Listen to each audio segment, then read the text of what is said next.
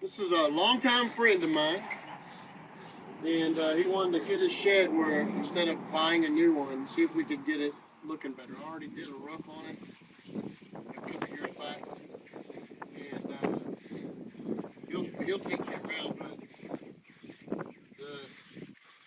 he's got his life out of his plywood and such. We're going to see if we can make it last even longer. But he'll take you a walk around.